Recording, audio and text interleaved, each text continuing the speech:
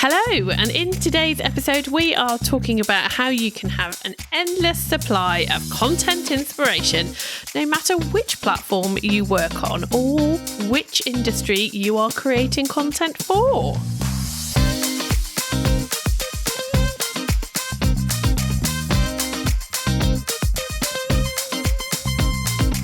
Welcome to JFDI with the two Lauras. If you've ever wondered how you can take inspiration from all of the amazing content that you spot online without actually copying it, then you're in the right place, because that is exactly what we're going to talk about today. But first, if you are new here, then a quick introduction. We are the two Lauras, and as well as supporting thousands of freelance social media managers to grow their businesses, we are also marketing experts who have worked with clients in all sorts of industries and created countless pieces of content. We teach psychology-driven social media marketing that helps you take your audience from a total stranger to a happy paying customer. But you can't do any of that without having content ideas. So let's dive in. So it's fair to say if you were to open any social media platform right now and just scroll for a few minutes or just a few seconds really, you will see so much content. There will be untold opportunities for ideas to hit you in the face. So why is it that whenever it comes to creating content for your business or your clients, you are staring at a blank screen, struggling for ideas? It's not just you, I think, is the first point we should make. This happens to everyone. It's a common problem, but it is one that can be overcome quite quickly, really. And the best news is that the longer you start doing what we're going to talk about in this episode, the more ideas you're going to have over time. So pay attention, because this will definitely help you. So let's just start by talking about why you should pay attention to other people's content in your newsfeed, because I think a lot of people will often think that they need to come up with new ideas and they shouldn't be looking at what other people are doing, right? Yeah, I think a lot of people do think that, but I think we should probably start off by saying there are no new ideas. No. There's no new ideas. Content. It's just people are just changing the way they say something or putting a slightly different slant on it or giving a bit of their own personal context to it. But there's no new things, is there? No, I don't think so. I think there's new opinions on things. There's new statistics about things. There's new ideas around existing things. But there's very few new things you will ever come across. Most content that you see, you will have already seen said in a different way or by a different person a different way or with a different spin on it, like you say. There's no need to reinvent the wheel every time.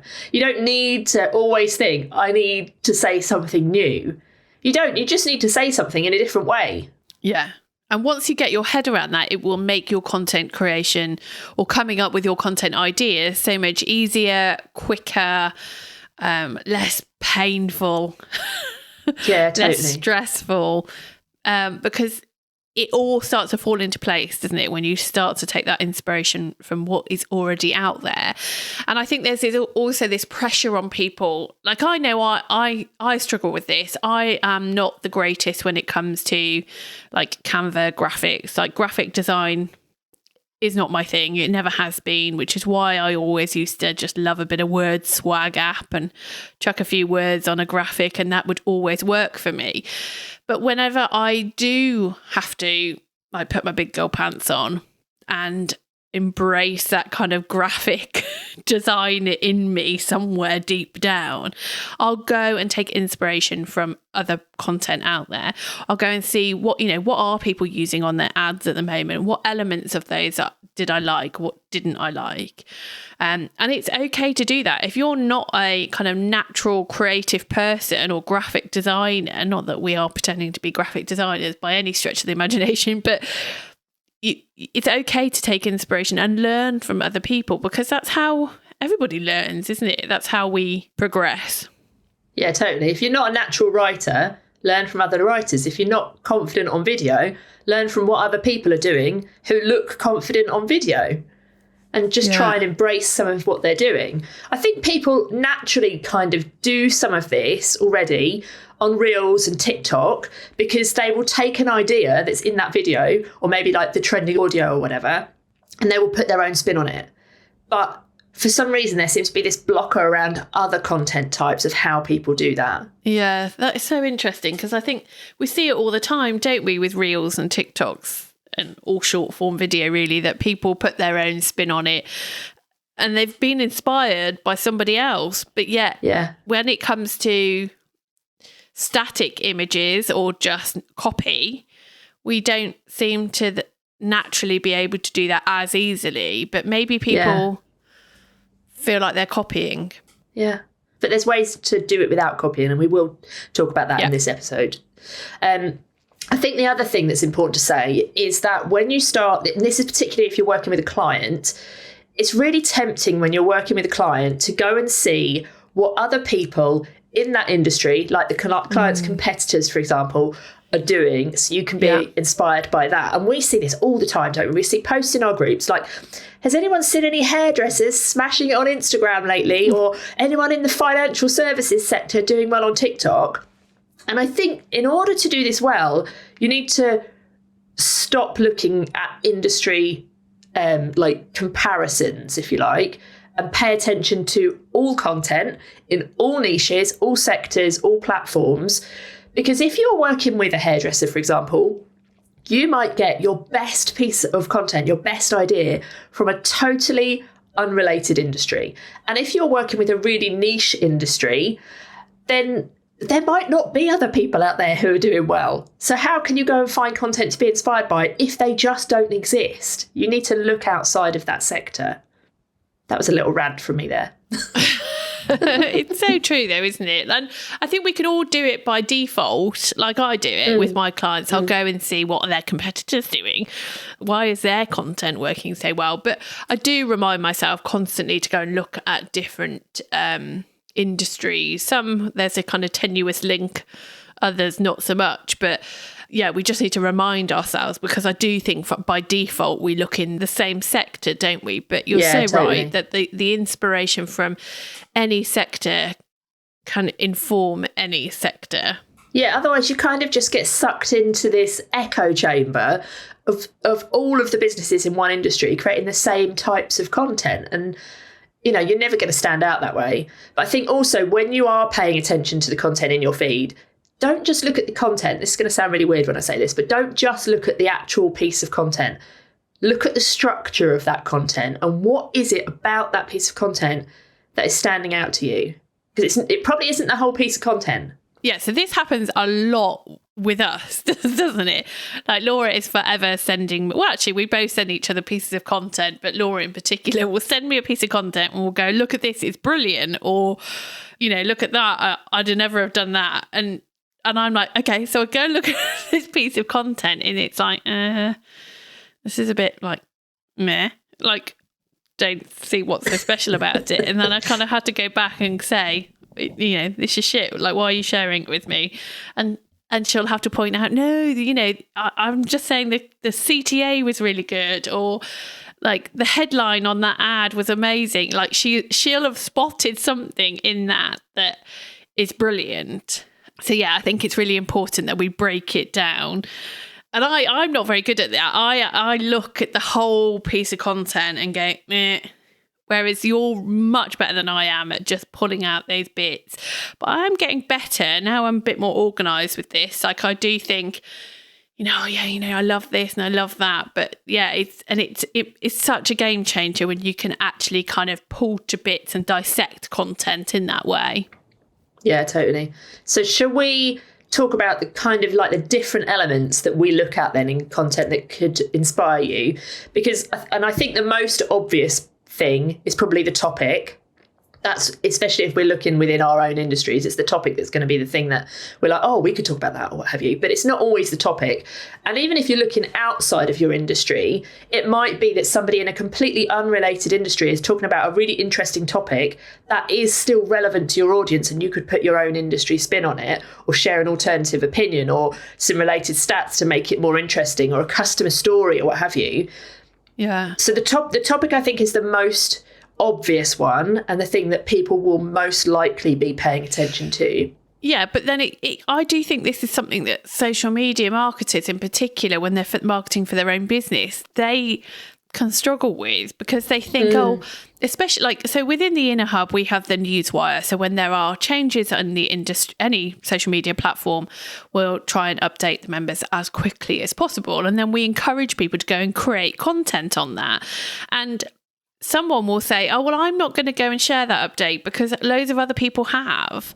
But actually, the opportunity is there still to put your spin on it. Why is that update relevant to your particular audience? Or how can you and your niche benefit from that new update? You don't need to worry about other people have already spoken about that particular topic. Yeah, and you might have a totally different opinion on that update, or, some different advice on how to use it than somebody else will have had.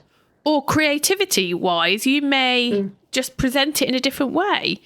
Yeah. It just could be that you put a different spin on it on a reel that someone else hasn't done. And that's okay. And that's good. And that's just because someone else has talked about a particular topic doesn't mean that they have the given rights to be the only person to talk about it. It can, we talk about the same things repeatedly, and that's good. People need to hear things differently and in different ways.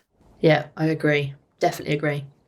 So after we've looked at the topic, the next most important, but the next probably important thing people need to just look at is that, and probably the thing that will capture your attention. Yeah. The first thing that will capture your attention. That stops that scroll is that hook.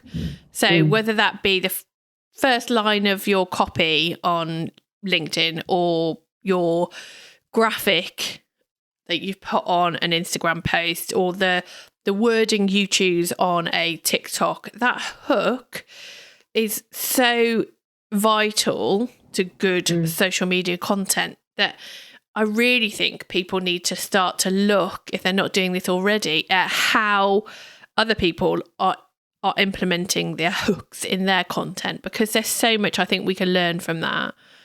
Yeah, and I think when I'm scrolling through social, I often see where people have missed opportunities for hooks.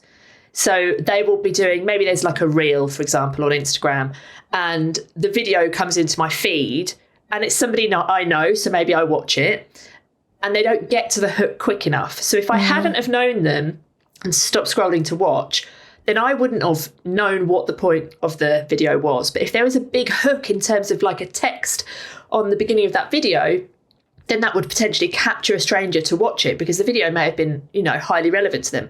So really pay attention to the content in your feed, and what is that very first thing that you see? What is on that graphic? What is the first word on the video? What is the first line? What is the cover on the YouTube video?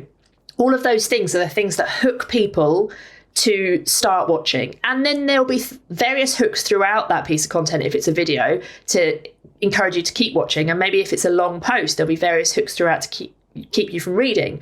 So you really need to pay attention to those and keep them for inspiration, because they will definitely help to enhance your content. Yeah. And then next up, kind of on that point, I suppose, is the format of that content, how somebody has presented something.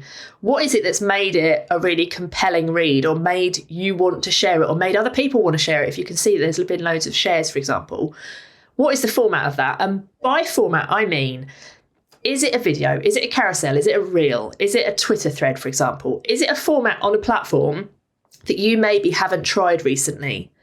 And then what I would do, because I'm quite nosy, if I see something that's worked really well and I think actually I could probably do that format, I will go and look and see, has that creator done the same kind of post on different platforms in different formats? Because that can also tell you a lot about whether it was the format of the post that worked well, maybe it was what was in the post that worked well, maybe it was just the platform. There's loads you can learn from that. But it's not just necessarily the format in terms of like what the platform gives you in terms of a format. It might be how long their sentences are, whether they formatted the paragraphs with like really short sentences or really long ones. Maybe they've included bullet points. It's all of those things that you want to really look at. And this is why I think sometimes when I send you copy or content that I've seen maybe on LinkedIn or whatever, and you're like, oh, I can't bother to read that. And I'm like, if you just read it, you'll see that it pulls you through. And I think it's really clever when people can do that on long content. They've got to work hard to get me through some long copy there, I have to say. Okay, so another element of a piece of content that we can kind of dissect and take away is, of course, the CTAs, or the call to actions. So lots of people don't put CTAs in, so we've got an issue there, and maybe it's because they don't know what to say, they don't know how to say it. Now, if you're somebody who really struggles with that call to action, because there should be a call to action on every single post, then go and spend time looking about how other people, you don't just have to say, click the link in my bio.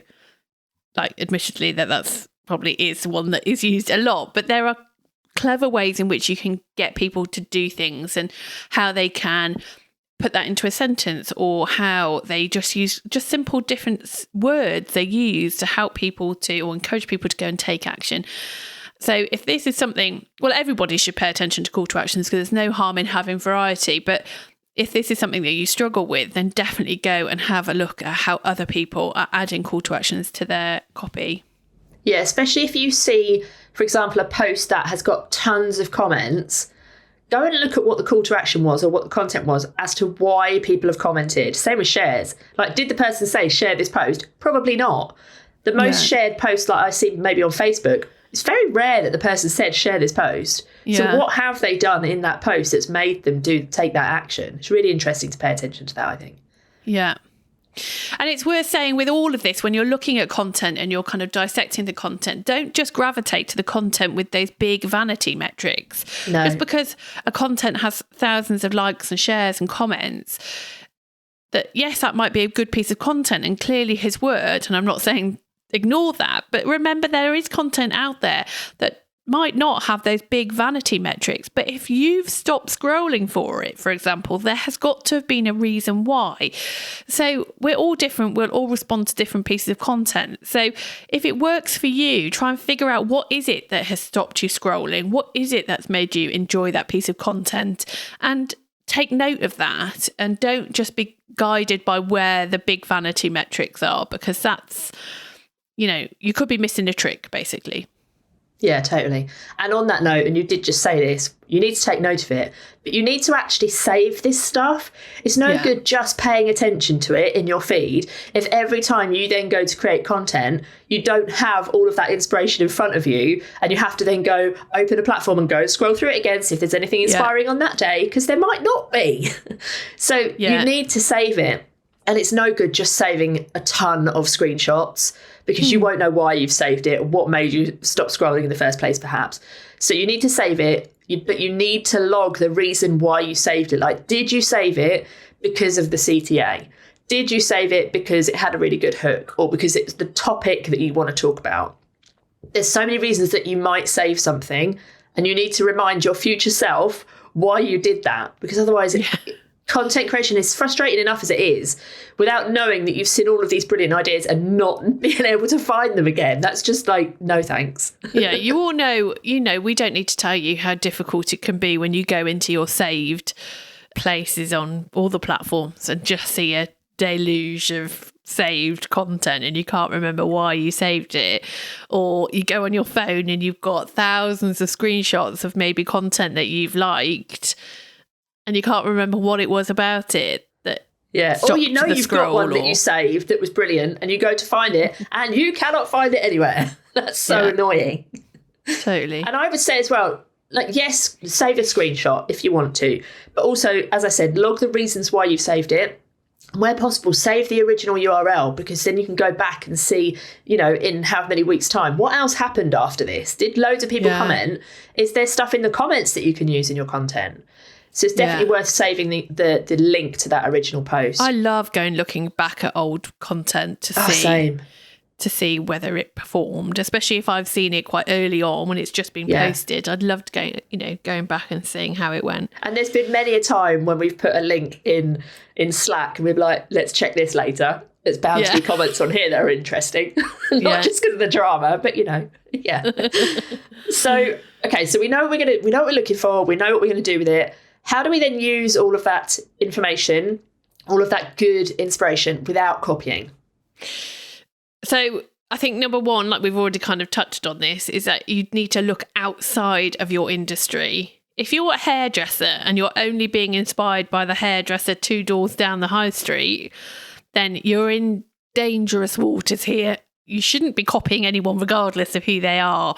But the way in which you'll kind of protect yourself from doing that, even unintentionally, is by looking outside your industry, I'd say would be number one. Yeah, definitely.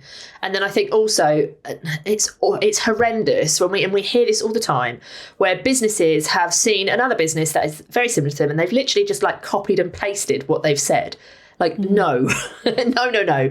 You need to put your own spin on things, your own spin on the topic, or, your own opinion as to why this thing is happening, maybe your own tips, what have you. Refer back to that original post. If it is really relevant, refer back to it for why you're talking about it, and then add your own insights so that people can go and read that original post and they've got context. Yeah. Not everything has to be positioned as if it's your own content. It can be positioned as, this is my opinion about this thing. Yeah, totally. And I think also by doing that, you can add more value to that original content. So you could add stats, for example, you could add some advice, and that original content is great, but by you doing that, you've made it even more valuable. People will then remember you for that rather than the original creator, perhaps. Yeah, and it doesn't matter if that opinion is different or the opposite to what the original. We're all allowed to have our different opinions, and if you're able to justify that opinion, then share it. And sometimes people welcome having their content shared with a different opinion on it. Like, that's a good thing, isn't it? It opens people's eyes up to different things, and it gets them in front of new people as well. Yeah. So the other thing you can consider when you're pulling together your content and pulling together this inspiration is actually, your audience best. So if you've seen some piece of content that has inspired you, you've got to make that fit with your audience. So make sure that the language is right, and make sure that the imagery, for example, will resonate with your audience. There's no point copying things that have worked for a completely there's no point copying, should be the end of that subject line. But there's no point taking an image that's worked for somebody else and assuming it will work for your audience. This is why, we come back to this time and time again, but knowing your audience and knowing what works and resonates with your audience is what will help you create great copy. So yes, be inspired by something, but then make sure you change that language or change that imagery or change the colours or whatever it is that works well with your audience, because we've all tested and we all know that, don't we? And then that again will stop you from just swiping stuff from other people. And it also needs to sound, and I'm going to use that word, it needs to sound authentic. Like it needs to be in your brand voice, not somebody else's voice, because what you've put in there may well resonate with the audience. They may have stopped scrolling, but if it's not in your brand voice, it's not going to sound like you. They're not going to pay attention to it because they're used to how you normally sound. So yeah, be authentic. We love that word, don't we? Oh, so overused. And then obviously the final thing is always credit people. Credit the original creator. If you're sharing their post, whatever, if you're sharing the stats that they've pulled together, all of that stuff, credit them. Yeah. I think people worry that it's going to make them look less important or less of an expert if they've credited someone else, but that's not the case at all. No, and I think sometimes it can be to your advantage if you're aligning yourself with credible people. If you're sharing someone who's well respected in the industry and you're saying, Joe Blogs has just written this piece of content, this is my thoughts on it, then that's a good thing. You're aligning yourself with credible people within the industry. So definitely, don't shy away, or don't just shove a little, at the bottom of your Instagram post, for example, with a little camera image, use that as part of your content. Like we do this a lot. Laura does this a lot, like in our emails. Like Laura might have seen a piece of content that she's seen on LinkedIn, and then she'll often go and write a whole email about her thoughts that are relevant to you, our audience. But she'll link to the original post. She'll kind of credit the original creator of that post, and that's fine. Like, it's good. It's sharing the wealth, isn't it? Yeah, definitely. And there's no point in just like coming up with tons of new ideas and expecting people to take those as gospel if you're not also crediting where you get those ideas from. Mm-hmm. Now, if all of that sounds like a lot of work, then you're going to love what we're about to share. You see, over the years, we've been looking for the perfect system to store all of our content ideas, our social proof, our UGC, product links, photos, and everything else that we needed to make content creation easy. But we never found anything that did everything we wanted it to do. So we created it ourselves.